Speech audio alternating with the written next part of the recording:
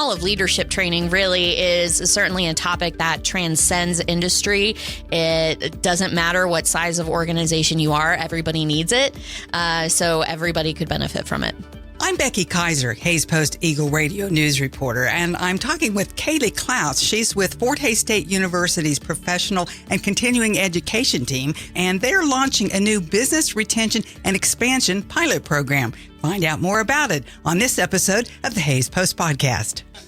Professional and continuing education is a new unit, and it was really created to put our university's tremendous talent and resources to work in support of the many communities and organizations that we serve. So our goal is to really provide a transformative professional learning environment in our region through the development and delivery of accessible and high-quality learning experiences that nurture individual growth and professional excellence. So your traditional professional training and development in organizations, or your lifelong learning endeavors as well. And when you say transformative, that's kind of one of the key words here. This is something that is adapted to whatever the needs are of the clients that you're serving. Absolutely. We have discovery meetings with our clients so that we know exactly what issues they're encountering, what conflicts might be occurring in their organization, or just in general, kind of what needs the individuals working for them are wanting to learn. And so we build the programs for them based on those conversations. So each one is unique. And are these programs that they themselves continue once that you've kind of showed them the ropes and how it can be utilized within their group, their organization? Yeah, I mean, that's just kind of the philosophy of leadership development and training. It never stops with just the 4-hour workshop or the 6-week online course. It really continues throughout the organizations, and the ones that we have worked with have really implemented new cultures within their organization based on the learning experiences we've provided. So we talked about this being new. You've been in operation a little more than 6 months, coming in on 7 months. What are some of the accomplishments that you have worked with for these organizations? Sure. Yeah. We're still working on building our infrastructure in the unit, still staffing up and things like that. But we have reached almost 500 learners through a variety of organizations, regardless of our very small but mighty team. There's only 3 of us. So you're all busy.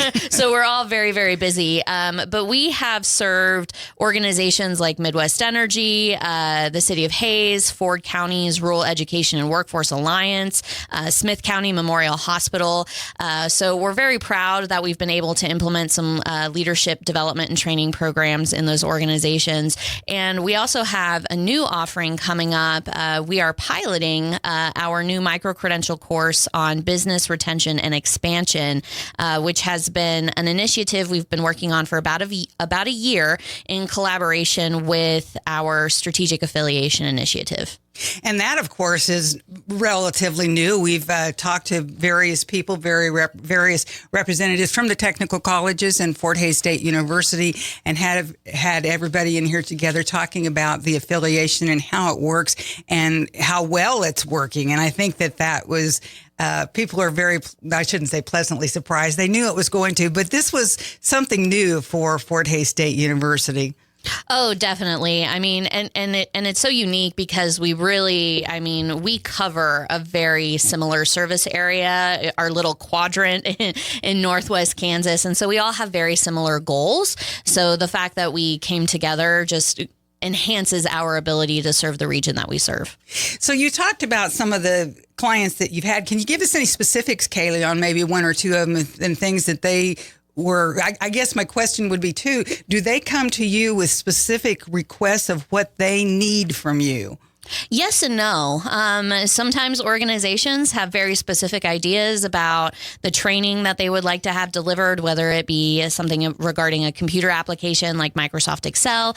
Others need a little bit of help deciding what would be right for their organization. So something that we've done with several organizations in the area is our Clifton Strengths programming. And so it's a good foundation. It was designed by Gallup, and we have a couple of certifications certified coaches on our staff. And so the goal with that particular program is to help organizations become more strength-based in their approach to aligning work and setting goals and things like that. So that's been a very popular program for us. But we also get a lot of requests on supervisor training or various computer applications as well. So that kind of addresses my next question. I was wondering, some of these clients are pretty small in small rural towns. Others are a little bit bigger in some of our more populous centers. Again, we're talking western rural Kansas. But you talk about supervisory training and experience. That's something that would go across the board for any size business. Oh, definitely. That's definitely one of, and all of leadership training really is certainly a topic that transcends industry. It doesn't matter what size of organization you are. Everybody needs it. So everybody could benefit from it. So is it just you three who are doing this, or do you pull in other experts from the university to help out? Yes, absolutely. We definitely do. We can't do everything as much as we would love to. We can't do everything, but we do have several faculty who have agreed and are willing to facilitate several trainings for us throughout the year, especially when it comes to computer applications. My team is not the expert in all of those things. And so we gather faculty who are the subject matter experts on that. We've also, when faculty aren't available, we've also reached out to community subject matter experts if necessary. And we're hoping to even build up a new QuickBooks training series. We found a working professional who's very good at QuickBooks, so we hope to spread that love as well.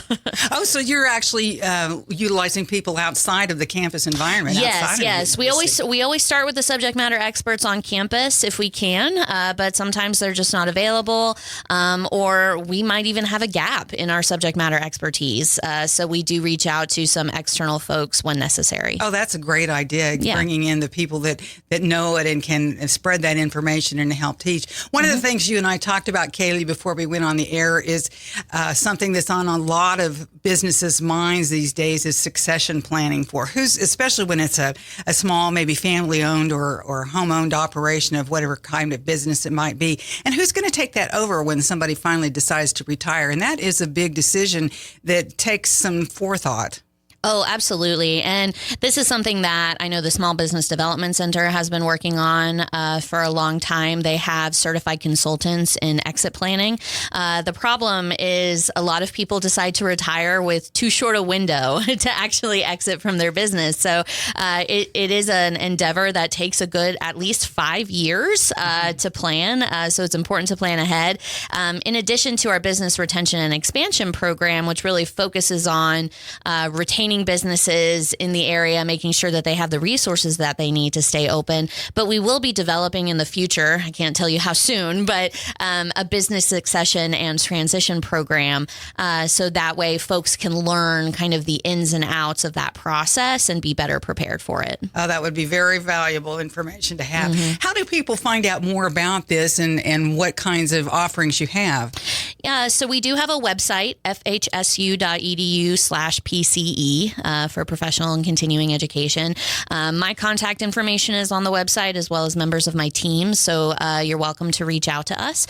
Just kind of keep in mind, we are small but mighty, and we're booking out pretty far at the moment for organizations who are seeking training. But we will gladly set up a discovery call with you if you'd like to learn more.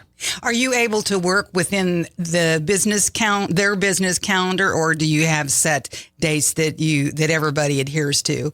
Oh, no, we are very flexible. So the time, or we do our best, I guess, to schedule around the timing that they would like. Yeah. So we're very flexible. We're not strict to the academic calendar at all.